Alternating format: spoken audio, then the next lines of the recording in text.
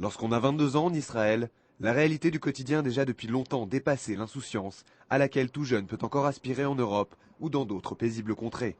Jonathan, originaire de région parisienne, l'a appris à ses dépens l'été dernier en participant au combat contre le Hezbollah au sud-Liban.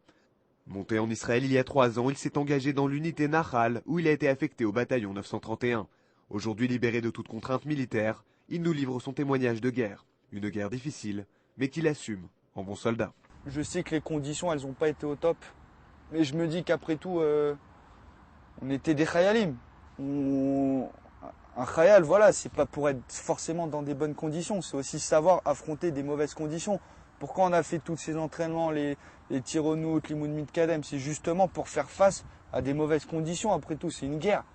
Il fallait être plutôt fort dans sa tête. Affecté au secteur de Naplouse avec son unité, il effectue les opérations de routine de Tsahal en territoire palestinien, arrestations et barrages. Mais pour Jonathan, tout se précipite fin juin, avec l'enlèvement du jeune Gilad Shalit à la frontière avec la bande de Gaza. On se préparait psychologiquement à affronter une nouvelle guerre, tu vois, aller dans Gaza. Et du jour au lendemain, une soirée, tu as un jeune Mefaket, tu vois, de notre âge qui rentre dans la chambre et qui nous dit écoutez, préparez vos affaires. On doit rentrer dans le Liban, ils sont en pourparlers. Donc nous, on savait qu'à ce moment-là, il y a eu des attaques du Hezbollah.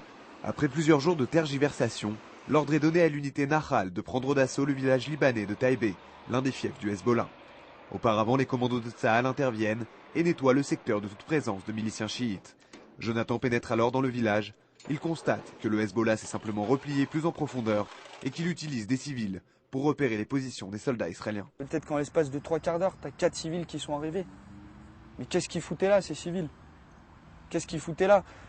Avec des gilets pare-balles sur eux. On s'en est rendu compte par la suite. Ils ont envoyé des civils pour savoir où on était localisé.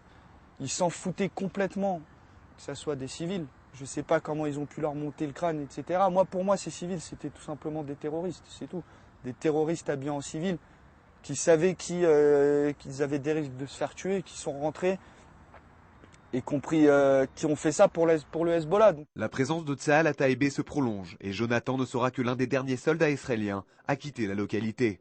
Ayant épuisé ses réserves d'eau et de nourriture, il ne mangera pas 3 jours durant. Ça n'est qu'à son retour en Israël qu'il apprendra la mort de son compagnon d'armes, Yohan Zerbib, seul autre Français de son unité. La guerre, Jonathan s'en souviendra aussi pour ça. Yohan Zerbib, je l'avais rencontré la première année où j'avais fait l'Alia, quand on avait fait la Mechina ensemble. Ce que j'ai à retenir de cette guerre, c'est vraiment la perte de cet ami, quoi.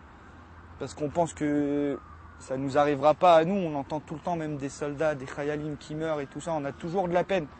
Mais tant qu'on ne connaît pas la personne, on ne prend pas conscience de c'est quoi de perdre quelqu'un. 2 mois et demi après l'entrée en vigueur du cessez-le-feu, la guerre du Liban reste un sujet brûlant en Israël. Le mécontentement des réservistes de Tsahal, Jonathan le soutient. Lui aussi a connu les problèmes d'organisation, de ravitaillement et les ordres contradictoires.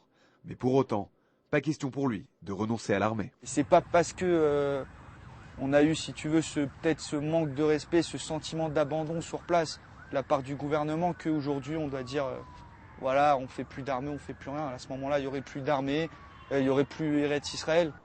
Jonathan a quitté l'armée au moment où s'est achevée la guerre. Désormais pour lui, une autre vie commence.